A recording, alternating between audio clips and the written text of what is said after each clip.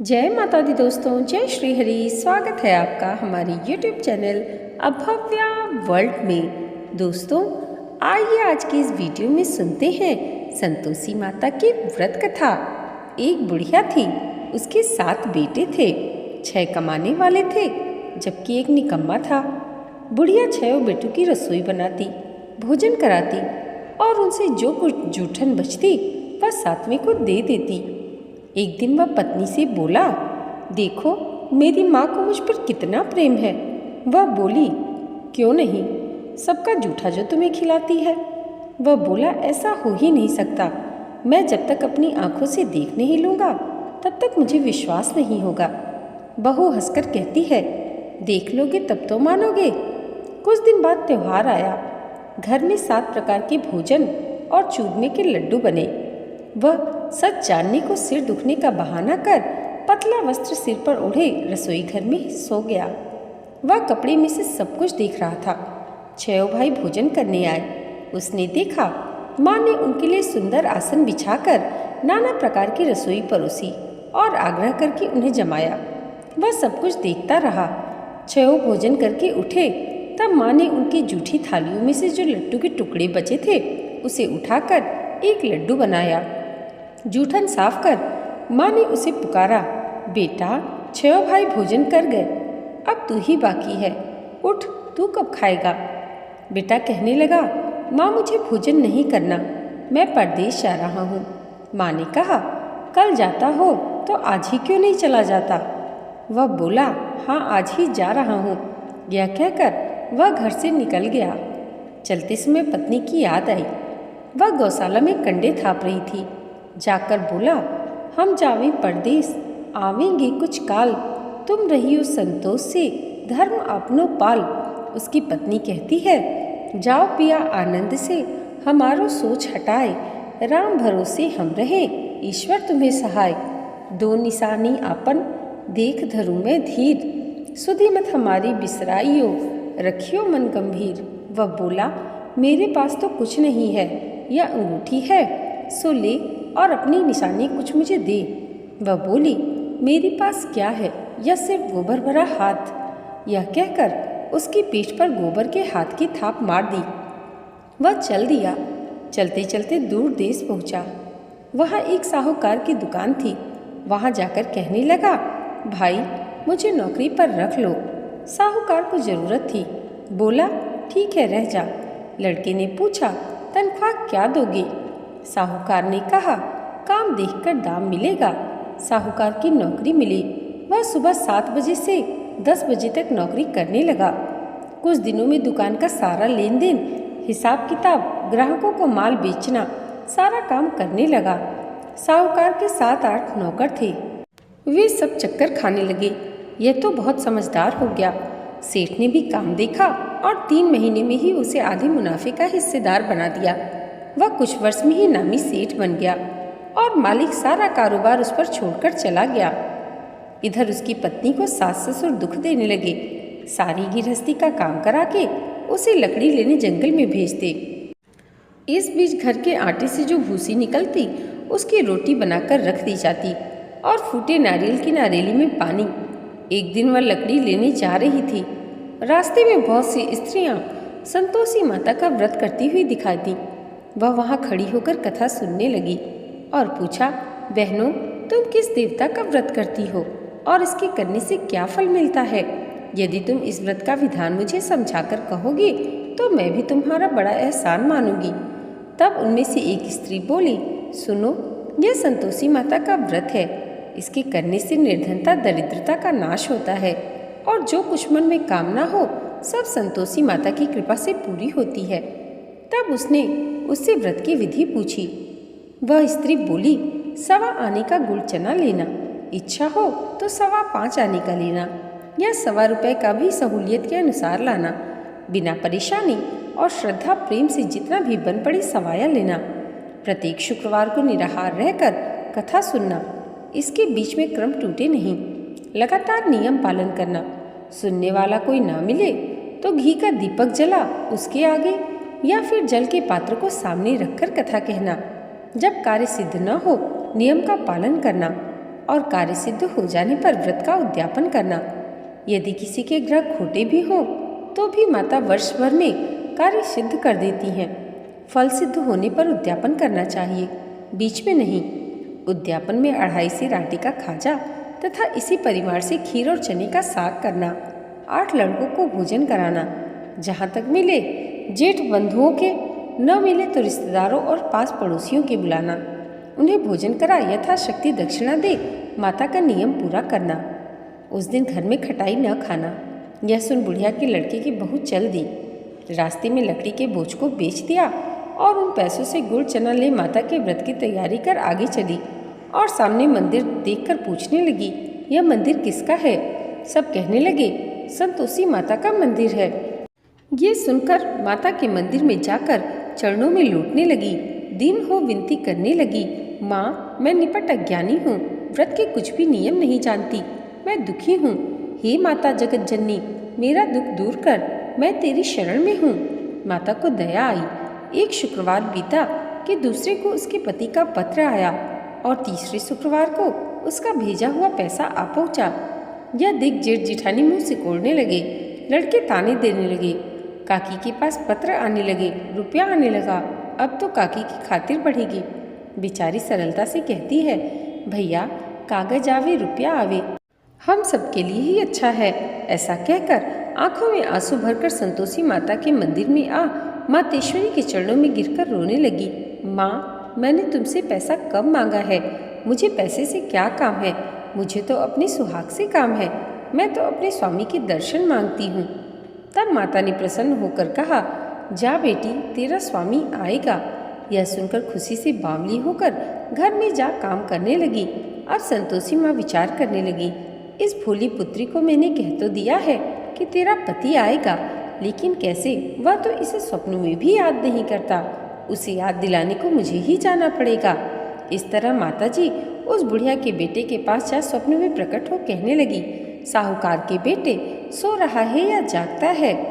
वह कहने लगा, माता सोता भी नहीं जागता भी नहीं, कहो क्या आज्ञा है? माँ कहती हैं, तेरे घर बार कुछ है कि नहीं? वह बोला, मेरे पास सब कुछ है, माँ बाप है, बहू है, क्या कमी है? माँ बोली, भोले पुत्र तेरी बहू घोर कष्ट उठा रही है, तेरे माँ बाप उसे परेशानी दे रहे हैं, वह तेरे लिए तरस रही है, तू उसकी सुध ले। वह बोला, हाँ माता ये तो मुझे मालूम है, परंतु जाऊँ तो कैसे? परदेश की बात है, लेन देन का कोई हिसाब नहीं, कोई जाने का रास्ता नहीं आता, कैसे चला जाऊँ? माँ कहने लगी, मेरी बात मान, सवेरे नहा धोकर संतोषी माता का नाम ले, घी का दीपक जला, दंडवत कर दुकान पर जा बैठ, जमा का माल बिक जाएगा, साँझ होते होते धन का भारी ढेर लग जाएगा। अब बूढ़े की बात मानकर वह नहा धोकर संतोषी माता को दंडवत कर घी का दीपक जला दुकान पर जा बैठा। थोड़ी देर में देने वाले रुपया लाने लगे, लेने वाले हिसाब लेने लगे। कोठे में भरे सामान के खरीदार नकद दाम दे सौदा करने लगे। शाम तक धन का भारी ढेर लग गया। मन में माता का नाम ले चमत्कार देख प्रसन्न हो घर जाने के लिए गहने कपड़े सामान खरीदने लगा। यहाँ काम से निपट तुरंत घर को रवाना हुआ। उधर उसकी पत्नी जंगल में लकड़ी लेने जाती है। लौटते वक्त माता जी के मंदिर में विश्राम करती। वह तो उसके प्रतिदिन रुकने का जो स्थान ठहरा। धूल उड़ती देख वह माता से पूछती है, माता यह धूल कैसी उड़ रही है? माता कहती है, हे पुत्री तेरा पति आ रहा है, अब तू ऐसा कर, लकड़ियों के 3 बोझ बना ले, एक नदी के किनारे रख और दूसरा मेरे मंदिर पर और तीसरा अपने सिर पर। तेरे पति को लकड़ियों का गट्ठर देख मोह पैदा होगा, वह यहाँ रुकेगा, नाश्ता पानी खाकर माँ से मिलने जाएगा। तब तू लकड़ियों का बोझ उठाकर जाना और चौक में गट्ठर डालकर जोर से आवाज़ लगाना, लो सासू जी लकड़ियों का गट्ठर लो, भूसी की रोटी दो, नारियल के खेपड़े में पानी दो, आज मेहमान कौन आया है? माता जी से बहुत अच्छा कहकर वह प्रसन्न मन से लकड़ियों के 3 गट्ठर बनाई, एक नदी के किनारे पर और एक माता जी के मंदिर पर रखा। इतने में मुसाफिर आ पहुंचा। सूखी लकड़ी देख उसकी इच्छा उत्पन्न हुई कि हम यहीं पर विश्राम करें और भोजन बना खा पीकर रुक जाएं। इस तरह रुककर भोजन बना विश्राम करके गांव को गया। सबसे प्रेम से मिला। उसी समय सिर पर लकड़ी का गट्ठर लिए वह उतावली सी आती है। लकड़ियों का भारी बोझ आंगन में डालकर जोर से 3 आवाज़ देती है, लो सासू जी, लकड़ियों का गट्ठर लो, भूसी की रोटी दो, आज मेहमान कौन आया है। यह सुनकर उसकी सास बाहर आकर अपने दिए हुए कष्टों को भुलाने के लिए कहती है, बहू ऐसा क्यों कहती हो, तेरा मालिक ही तो आया है। आ बैठ, मीठा भात खा, भोजन कर, कपड़े गहने पहन। उसकी आवाज़ सुन उसका पति बाहर आता है। अंगूठी देख व्याकुल हो जाता है। माँ से पूछता है, माँ यह कौन है। माँ बोली, बेटा यह तेरी बहू है। जब से तू गया है तब से सारे गांव में भटकती फिरती है, घर का कामकाज कुछ करती नहीं, 4 पहर आकर बस खा जाती है। वह बोला, ठीक है माँ, मैंने इसे भी देखा और तुम्हें भी। अब दूसरे घर की ताली दो, उसमें रहूँगा। माँ बोली, ठीक है, जैसी तेरी मर्जी। तब वह दूसरे मकान की तीसरी मंजिल का कमरा खोल सारा सामान जमाया। एक दिन में राजा के महल जैसा ठाट बाट बन गया। अब क्या था, बहू सुख भोगने लगी। इतने में शुक्रवार आया। उसने पति से कहा, मुझे संतोषी माता के व्रत का उद्यापन करना है। उसका पति कहता है, खुशी से कर लो। वह उद्यापन की तैयारी करने लगी। जिठानी के लड़कों को भोजन के लिए कहने गई। उन्होंने मंजूर किया, परंतु पीछे से जिठानी ने अपने बच्चों को सिखाया, देखो भोजन के समय खटाई मांगना, जिससे उसका उद्यापन पूरा न हो। लड़के जीमने आए, खीर खाना पेट भर खाया, परंतु बाद में खाते ही कहने लगे, हमें खटाई दो, खीर खाना हमको नहीं भाता, देखकर अरुचि होती है। वह कहने लगी, खटाई किसी को भी नहीं दी जाएगी, यह तो संतोषी माता का प्रसाद है। लड़के उठ खड़े हुए, बोले, पैसा लाओ। भोली बहू कुछ जानती नहीं थी, पैसा दे दिया। लड़के उसी समय हट कर के इमली खटाई ले खाने लगे। यह देखकर बहू पर माताजी ने कोप किया। राजा के दूत उसके पति को पकड़ ले गए। जेठ जिठानी मन माने वचन कहने लगे, कहते हैं लूट लूट कर धन इकट्ठा किया था, अब सब मालूम पड़ जाएगा जब जेल की मार खाएगा। बहू से यह सब कुछ सहन नहीं हुआ। रोती हुई माताजी के मंदिर में गई।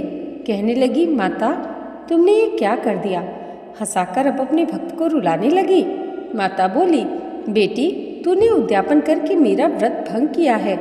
वह कहने लगी, माता मैंने कुछ अपराध किया है, मैंने तो भूल से लड़कों को पैसे दे दिए थे, मुझे क्षमा करो, मैं फिर तुम्हारा उद्यापन करूंगी।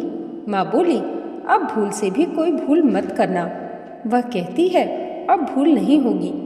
अब बतलाओ वे कैसे आएंगे। माँ बोली, जा पुत्री, तेरा पति तुझे रास्ते में आता हुआ मिलेगा। वह निकली, राह में पति आता मिला। वह पूछी, कहाँ गए थे। वह कहती है, इतना धन जो कमाया है उसका टैक्स राजा ने मांगा था, वही भरने गया था। वह प्रसन्न हो बोली, भला हुआ, अब घर को चलो। कुछ दिन बाद फिर शुक्रवार आया। वह बोली, मुझे फिर माता का उद्यापन करना है। पति ने कहा, खुशी खुशी कर लो। बहू फिर जेठ के लड़कों को भोजन के लिए कहने गई। जेठानी ने 1-2 बातें सुनाई और सब लड़कों को सिखाने लगी, तुम सब लोग पहले ही खटाई मांगना। लड़के भोजन से पहले कहने लगे, हमें खीर नहीं खानी, हमारा जी बिगड़ता है, कुछ खटाई खाने को दो। वह बोली, खटाई किसी को नहीं मिलेगी, आना हो तो आओ।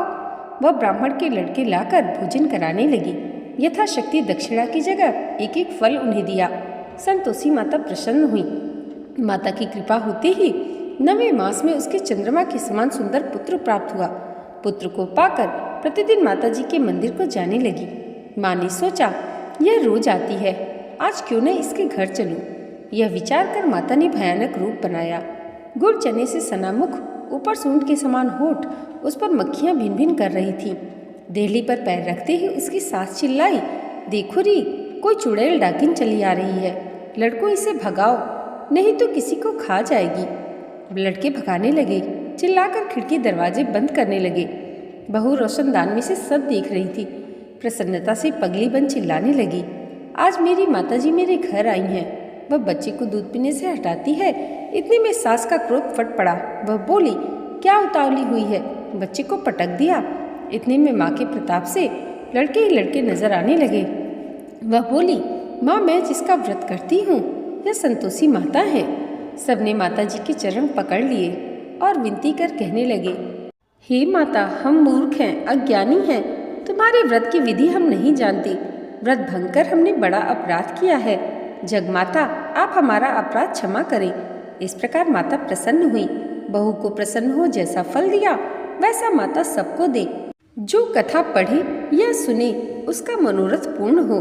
बोलिए संतोषी माता की जय। दोस्तों, आज की वीडियो अगर आपको अच्छी लगी हो तो कमेंट बॉक्स में जय संतोषी माता ज़रूर लिखिएगा और इसे लाइक और हमारे चैनल पर पहली बार आए हैं तो सब्सक्राइब करना मत भूलिएगा। संतोषी माता की कृपा आप सबके जीवन पर सदैव ऐसे ही बनी रहे, इसी मंगल कामना के साथ मिलते हैं अगली वीडियो में। तब तक के लिए जय माता दी, जय श्री हरि।